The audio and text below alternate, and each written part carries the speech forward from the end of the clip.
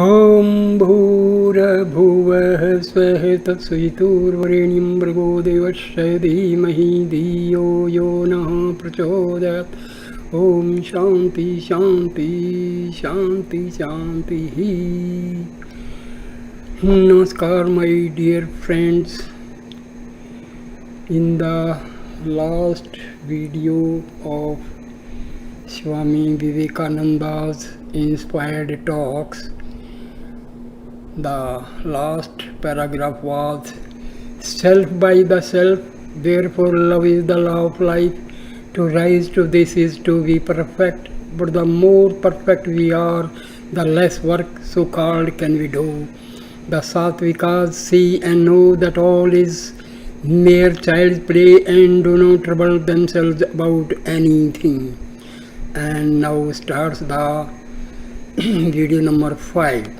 It is easy to strike a blow, but tremendously hard to stay the hand, stand still and say, "In thee, O Lord, I take refuge," and then wait for him to act. Friday, July 5th. Until you are ready to change any minute, you can never see the truth, but you must hold fast and be steady in the search for truth. Charvakas, a very ancient sect in India, were rank materialists. They have died out now and most of their books are lost. They claimed that the soul, being the product of the body and its forces, died with it, that there was no proof of its further existence. They denied inferential knowledge, accepting only perception by the senses.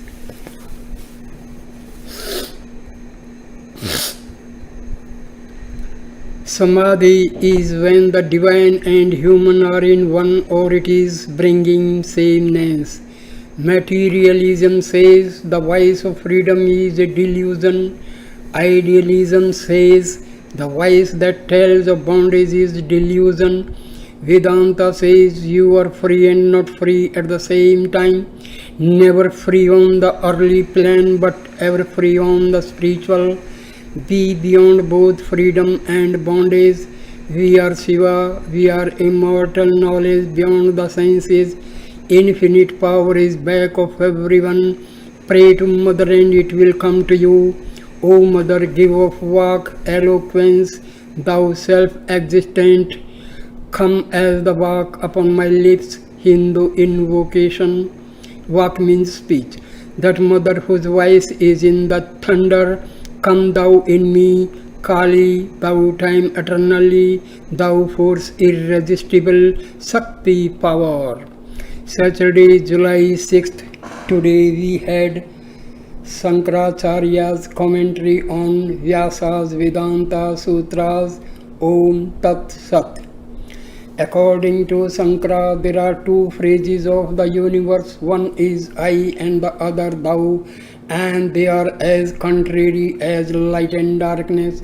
So it goes without saying that neither can be derived from the other. On the subject, the object has been superimposed. The subject is the only reality, the other a mere appearance. The opposite view is untenable. Matter and the external world are but the soul in a certain state is a reality. In a reality there is only one. All our world comes from truth and untruth coupled together. Sansara, life, is the result of the contradictory forces acting upon us, like the diagonal motion of a ball in a parallelogram of forces. The world is God and is real, but that is not the world we see, just as we see silver in the mother of pearl, where it is not.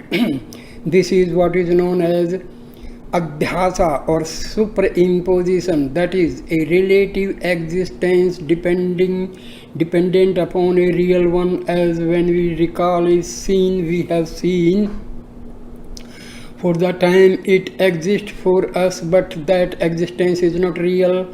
Or some say it is as when we imagine heat in water which does not belong to it. So really it is something which has been put where it does not belong. taking the thing for what it is not. We see reality but distorted by the medium through which we see it. You can never know yourself except as objectified.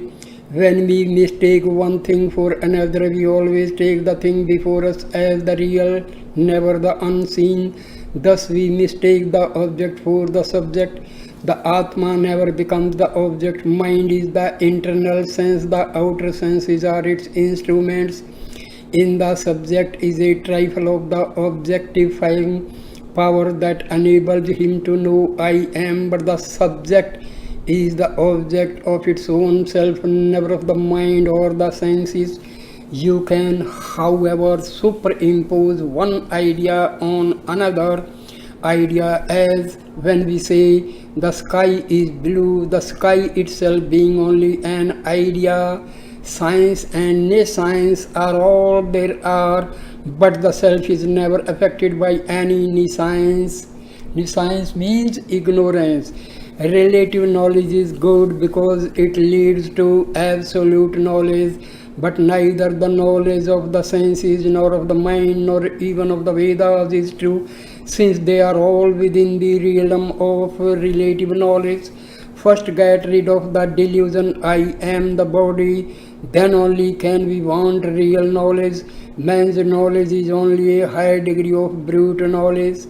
One part of the Vedas deals with karma, forms and ceremonies. The other part deals with the knowledge of Brahma and discusses religion. The Vedas in this part teach of the self, and because they do, their knowledge is approaching real knowledge. Knowledge of the absolute depends upon no book nor upon anything. It is absolute in itself. No amount of study will give this knowledge. It is not theory, it is realization. Cleanse the dust from the mirror, purify your own mind, and in a flash you know that you are Brahma. God exists, not birth or death, nor pain, nor misery, nor murder, nor change, nor good or evil. All is Brahma. We take the rope for the serpent. The error is ours. We can only do good when we love God and He reflects our love. The murderer is God, and the clothing of murderer is only superimposed upon him. Take him by the hand and tell him the truth. Soul has no caste, and to think it has is a delusion. So are life and death, or any motion or quality. The Atma never changes, never goes or comes. It is the eternal witness of all its own manifestations, but we take it for the manifestation, an eternal illusion without beginning or end, ever going on. The Vedas, however, have to come down to our level, for if they told us the highest truth in the highest way, we could not understand it. Heaven is a mere superstition arising from desire, and desire is ever a yoke,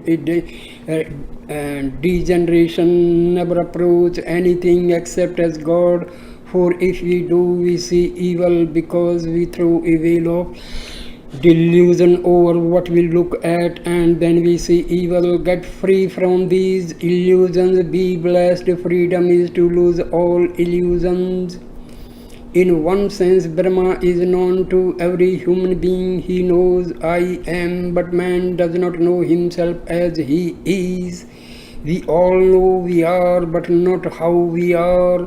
All lower explanations are partial truth, but the flower, the essence of the Vedas is that the self in each of us is Brahma. Every phenomenon is included in birth, growth and death, appearance, continuance and disappearance. Our own realization is beyond the Vedas, because even they depend upon that. The highest Vedanta is the philosophy of the beyond. To say that creation has any beginning is to lay the X at the root of all philosophy. Maya is the energy of the universe, potential and kinetic. Until Mother releases us, we cannot get free. The universe is ours to enjoy, but want nothing. To want is weakness, want makes us beggars, and we are sons of the king, not beggars. Sunday morning, July 7th. Infinite manifestation dividing itself in portions still remains infinite, and each portion is infinite. Brahma is the same in two forms, changeable and unchangeable, expressed and unexpressed. Know that the knower and the known are one. The Trinity, the knower, the known, and the knowing is manifesting as this universe that God the yogi sees in meditation. He sees through the power of his own self. What we call nature state is simply God's will. So long as enjoyment is sought, bondage remains. Only imperfection can enjoy, because enjoyment is the fulfilling of desire. The human soul enjoys nature. The underlying reality of nature, soul and God is Brahma. But Brahma is unseen until we bring it out. Infinity is one without a second, ever indivisible and unmanifested. By infinite manifestation, the Swami means the universe, both visible and invisible, although it is made of countless forms which are limited by their very nature. Still, as a whole, it is always infinite. Nay, even a portion of it is infinite, as each such portion is inseparable, united with it. It may be brought out by paramantha or friction, just as we can produce fire by friction. The body is the lower piece of wood. Om is the pointed piece, and dhyana meditation is the friction. When this is used, that light which is the knowledge of Brahma will burst forth in the soul. Seek it through tapas. Holding the body upright, sacrifice the organs of senses in the mind. The sense centers are within, the organs without, so derive them into the mind, and through dharana, concentration, fix the mind in dhyana. Brahma is omnipresent in the universe as is butter in milk, but friction makes it manifest in one place. As churning brings out the butter in the milk, so dhyana brings the realization of Brahma in the soul. All Hindus' philosophy declare that there is a sixth sense, the superconscious, and through it comes inspiration. The universe is motion, and friction will eventually bring everything to an end. Then comes a rest, and after that all begins again. So long as the skin sky surrounds man, that is, so long as he identifies himself with his body, he cannot see God. Sunday afternoon, there are 6 schools of philosophy in India that are regarded as orthodox because they believe in the Vedas. Vyasa's philosophy is par excellence that of the Upanishads. He wrote in sutra form, that is, in brief algebraical symbols without nominative or verb. This caused so much ambiguity that out of the sutras came dualism, monodualism, and monism, or roaring Vedanta, and all the great commentators in these different schools were at times conscious liars in order to make the text suit their philosophy. The Upanishads contain very little history of the doing of any man, but nearly all other scriptures are largely personal histories. The Vedas deals almost entirely with philosophy. Religion without philosophy runs into superstition. Philosophy without religion becomes dry atheism. Visishta Advaita is qualified Advaita. Monism, its expounder was Ramanuja. He says, out of the ocean of milk of the Vedas, Vyasa has churned this butter of philosophy, the butter to help mankind. He says again, all virtues and all qualities belong to Brahma, Lord of the universe. He is the greatest Purusha, and Brahma neutral is lower or the universe itself. Madhva is a thoroughgoing dualist or Dvaitist. He claims that every caste and even woman might study the Vedas. He quotes chiefly from the Puranas. He says that Brahma means Vishnu, not Shiva at all, because there is no salvation except through Vishnu. Monday, July 8th, there is no place for reasoning in Madhva's explanation. It is all taken from the revelation in the Vedas. Ramanuja says, the Vedas are the holiest study. Let the sons of the three upper caste get the sutras, and at 8, 10 or 11 years of age begin the study, which means going to a guru and learning the Vedas word for word with perfect intonation and pronunciation. Tapas is repeating the holy name. Japa is repeating the holy name. Through this, the devotee rises to the infinite. The boat of sacrifice and ceremonies is very frail. We need more than that to know Brahma, which alone is freedom. Liberty is nothing more than destruction of ignorance, and that can only go when we know Brahma. It is not necessary to go through all these ceremonials to reach the meaning of the Vedanta. Repeating Om is enough. Seeing difference is the cause of all misery, and ignorance is the cause of seeing difference. That is why ceremonials are not needed, because they increase the idea of inequality. You practice them to get rid of something or to obtain something. Brahma is without action. Atma is Brahma, and we are Atma. Knowledge like this takes off all error. It must be heard, apprehended intellectually, and lastly realized. Cogitating is applying reason and establishing this knowledge in ourselves by reason. Realizing is making it a part of our lives by constant thinking of it. This constant thought or dhyanam is all as oil that pours in one unbroken line from vessel to vessel. Dhyanam rolls the mind in this thought day and night, and so helps us to attain to liberation. Think always soham, this is almost as good as liberation. Say it day and night, realization will come as the result of this continuous cogitation. This absolute and continuous remembrance of the Lord is what is meant by bhakti. This bhakti is indirectly helped by all good works. Good thoughts and good works create less differentiation than bad ones, so indirectly they lead to freedom. Work but give up the results to the Lord. Knowledge alone can make us perfect.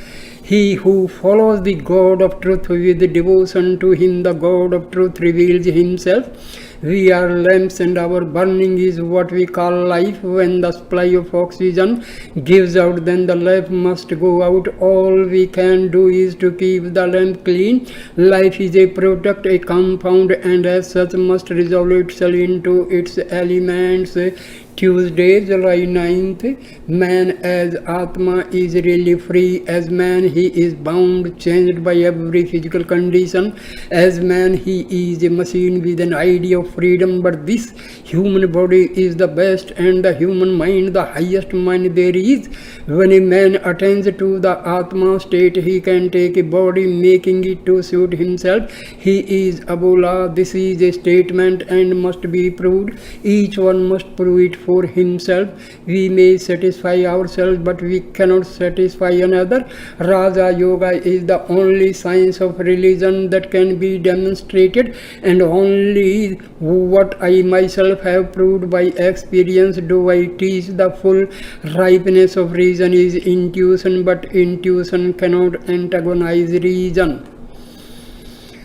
Work purifies the heart and so leads to Vidya, wisdom. The Buddhist said doing good to man and to animals were the only works. The Brahmin said that worship and all ceremonials were equally work and purify the mind. Shankara declared that all works, good and bad, are against knowledge. Actions tending to ignorance are sins not directly but as causes, because they tend to increase tamas and rajas.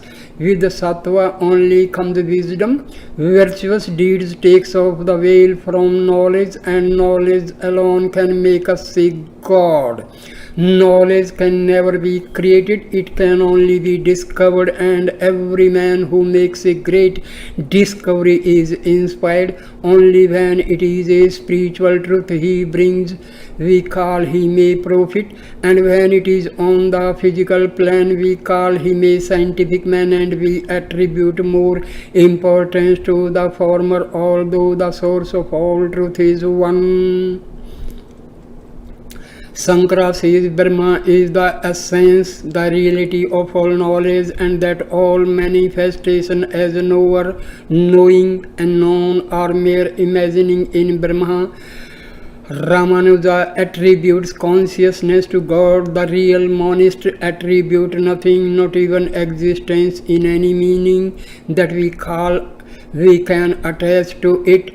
Ramanuja declared that God is the essence of conscious knowledge. Undifferentiated consciousness, when differentiated, becomes the world. Buddhism, one of the most philosophical religions in the world, spread all through the populace, the common people of India. What a wonderful culture there must have been among the Aryans 2500 years ago to be able to grasp such ideas. Buddha was the only great Indian philosopher who would not recognize caste, and not one of his followers remained in India. All the other philosophers pondered more or less to social prejudices. No matter how high they soared, still a bit of the vulture remained in them. As my master used to say, the vulture soars high out of sight in the sky, but his eyes is on a bit of carrion on the earth. The ancient Hindus were wonderful scholars, veritable living encyclopedias. They said knowledge in books and money in other people's hand is like no money and no knowledge at all. Shankara was regarded by many as an incarnation of Shiva. Wednesday, July 10th, there are 65 million Mohammedans in India, most of them Sufis. Identify man with God, and through them this idea came into Europe. They are also called Shias. They say I am that truth, but they have an esoteric as well as an exoteric doctrine, although Muhammad himself did not hold it. Assassin has become our word, assassin, because the old sects of Mohammedanism killed non-believers as a part of their creed. A pitcher of water has to be present in the Mohammedan worship as a symbol of God filling the universe. The Hindus believe that there will be 10 divine incarnations, 9 have been, and the 10th is still to come. The name of a military and religious order existing in Syria in the 11th century, and famous for the number of secret murders committed by its members in obedience to the will of their chief. The literal meaning of the word is hashish eater, and was applied to the order because of their habitual use of this special drug to fortify the murderers for their task. Shankara sometimes resorts to sophistry in order to prove that the ideas in the books uphold his philosophy. Buddha was more brave and sincere than any teacher. He said, "Believe no book, Vedas are all humbug. If they agree with me, so much the better for the books. I am the greatest book. Sacrifice and prayer are useless." Buddha was the first human being to give to the world a complete system of morality. He was good for good's sake. He loved for love's sake. Shankara says God is to be reasoned on because the Vedas say so. Reason helps inspiration, books, and realized reason or individualized perception. Both are proofs of God. The Vedas are, according to him, a sort of incarnation of universal knowledge. The proof of God is that he brought forth the Vedas, and the proof of the Vedas is that such wonderful books could only have been given out by Brahma.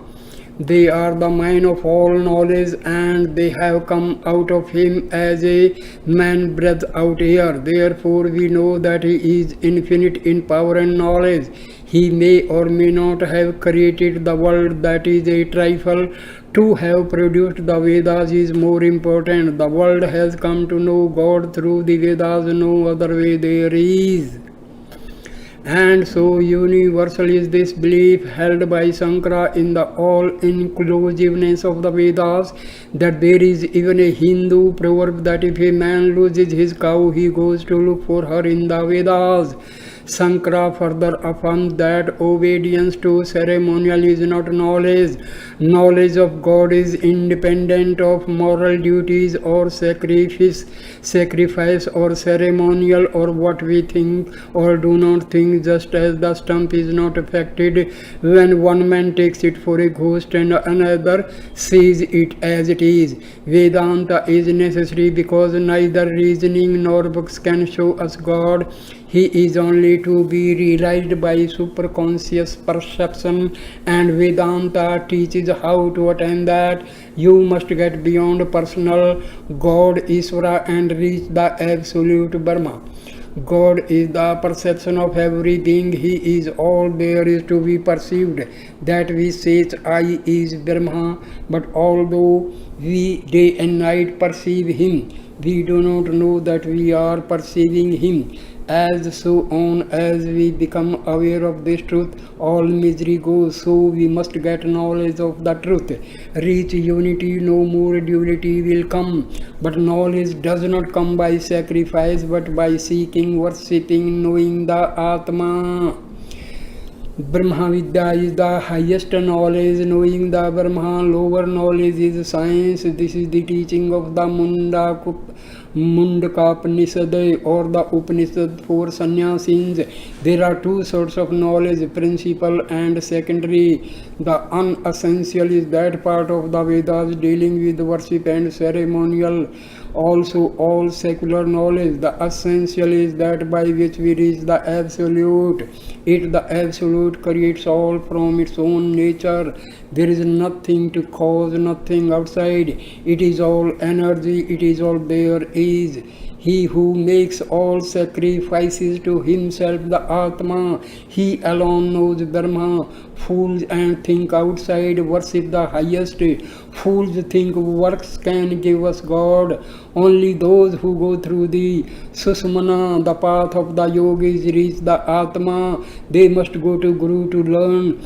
Each part has the same nature as the whole. All springs from the Atma. Meditation is the arrow. The whole soul going out to God is the bow which speeds the arrow to its mark, the Atma. As finite, we can never express the infinite, but we are the infinite. Knowing this, we argue with no one. Divine wisdom is to be got by devotion, meditation, and chastity. Truth alone triumphs and not untruth. Through truth alone the way is spread to Brahma, where alone love and truth are. Thursday, July 11th. Without mother love, no creation could continue. Nothingness is entirely physical, nor yet entirely metaphysical. One presupposes the other and explains the other. All theists agree that there is a background to this visible universe. They differ as to the nature or character of that background. Materialists say there is no background. In all religions, the superconscious state is identical. Hindus, Christians, Mohammedans, Buddhists, and even those of no creed all have the very same experience when they transcend the body. The purest Christians in the world were established in India by the Apostle Thomas about 25 years after the death of Jesus. This was while the Anglo-Saxons were still savages, painting their bodies and living in caves. The Christians in India once numbered about 3 million, but now there are about 1 million. Christianity is always propagated by the sword. How wonderful that the disciples of such a gentle soul should kill so much. The three missionary religions are the Buddhist, Mohammedan, and Christian. The three older ones, Hinduism, Judaism, and Zoroastrianism, never sought to make converts.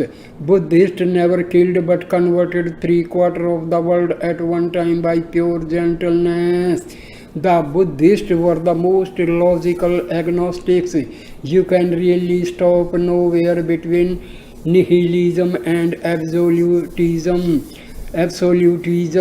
The Buddhists were intellectually all destroyers, carrying their theory to its ultimate logical issue. The Advaitists also worked out their theory to its logical conclusion and reached the absolute one identified unit substance out of which all phenomena are being manifested. Both Buddhist and Advaitist have a feeling of identity and non-identity at the same time. One of these feelings must be false and one true. The nihilist puts the reality in non-identity. The realist puts the reality in identity, and this is the fight which occupies the whole world. This is the tug of war. The realist asks, how does the nihilist get any idea of identity? How does the revolving light appear a circle? A point of rest alone explains motion. The nihilist can never explain the genesis of the delusion that there is a background. Neither can the idealist explain how the one becomes the many. The only explanation must come from beyond the sense plan. We must rise to the superconscious, to a state entirely beyond sense perception. That metaphysical power is the further instrument that the idealist alone can use. He can experience the absolute. The man Vivekananda can resolve himself into the absolute and then come back to the man again. For him then the problem is solved, and secondarily for others, for he can show the way to others. Thus religion begins where philosophy ends. The good to the world will be that what is now superconscious for us will in ages to come be the conscious for all. Religion is therefore the highest work the world has, and because man has unconsciously felt this, he has clung through all the ages to the idea of religion. Religion, the great milk cow, has given many kicks, but never mind, it gives a great deal of milk. The milkman does not mind the kick of the cow, which gives much milk. Religion is the greatest child to be born, the great moon of realization. Let us feed it and help it grow, and it will become a giant. King Desire and King Knowledge fought, and just as the latter was about to be defeated, a child was born to him, Vedanta, and saved the victory to him. Then love, bhakti, and knowledge married and lived happy ever after. Love concentrates all the power of the will without effort, as when a man falls in love with a woman. The path of devotion is natural and pleasant. Philosophy is taking the mountain stream back to its source by force. It is a quicker method but very hard. Philosophy says check everything. Devotion says give up all to the stream. Have eternal self-surrender. It is a longer way but easier and happier. Thine am I forever, henceforth whatever I do, it is thou doing it. No more is there any me or mine, having no money to give, no brains to learn, no time to practice yoga. To thee, O sweet one, I give myself to thee, my body and mind. No amount of ignorance or wrong ideas can put a barrier between the soul and God. Even if there be no God, still hold fast to love. It is better to die seeking a God than as a dog seeking only carrion. Choose the highest ideal and give your life up to that. Death being so certain, it is the highest thing to give up life for a great purpose. Love will painlessly attain to philosophy. Then after knowledge comes Prabhakti, supreme devotion. Knowledge is critical and makes a great fuss over everything. But love says, God will show his real nature to me and accepts all. Rabia sick upon her bed. Rabia, sick upon her bed by two saints, was visited. Holy Malik Hassan, wise man of mark in Muslim eyes. Hassan said, whose prayer is pure, will God's chastisements endure. Malik, from a deeper sense, uttered his experience. He who loves his master's choice will in chastisement rejoice. Rabia saw some selfish will in their maxims lingering still, and replied, O man of grace, he who sees his master's face will not in his prayers recall that he is chastised at all. Friday, July 12th, Sankara's commentary, 4th Vyasa Sutra. Atma is the aim of all. The Ishvara is to be known from the Vedanta. All Vedas point to him who is the cause, the creator, preserver and destroyer. Ishvara is the unification of the Trinity known as Brahma, Vishnu and Shiva, which stands at the head of the Hindu pantheon.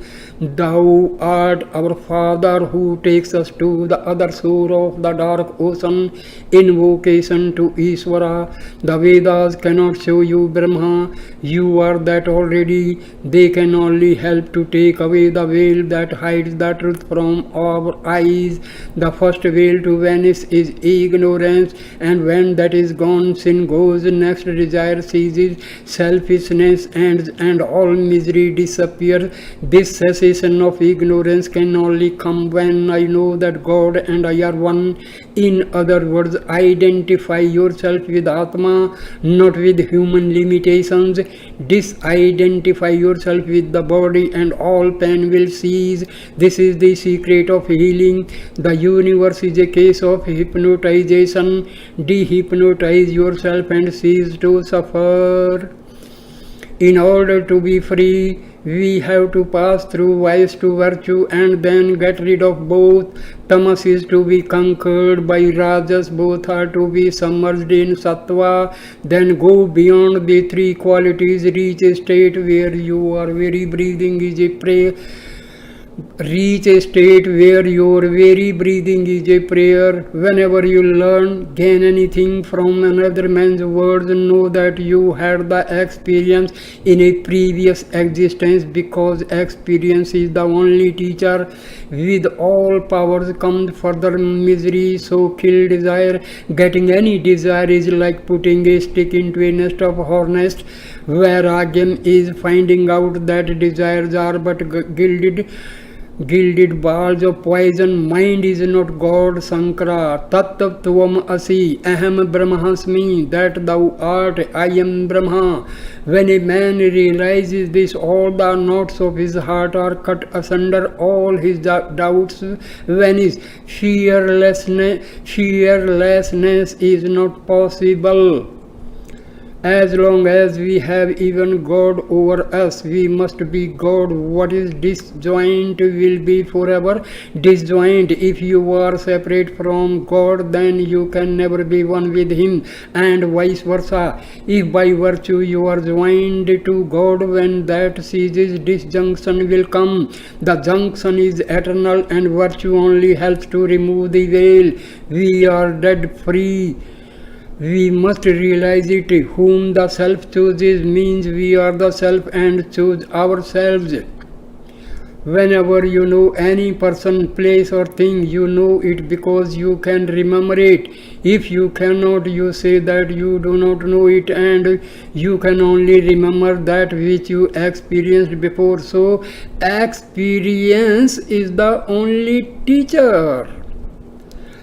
Does seeing depend upon our own efforts, or does it depend upon something outside? It depends upon ourselves. Our efforts take off the dust. The mirror does not change. There is neither knower knowing nor known. He who knows that he does not know, he knows it. He who has a theory knows nothing. The idea that we are bound is only an illusion. So, I end this video here. Thank you, my dear friends, for watching and listening this talk. Thank you so much. Please like, share and comment the video and subscribe the channel.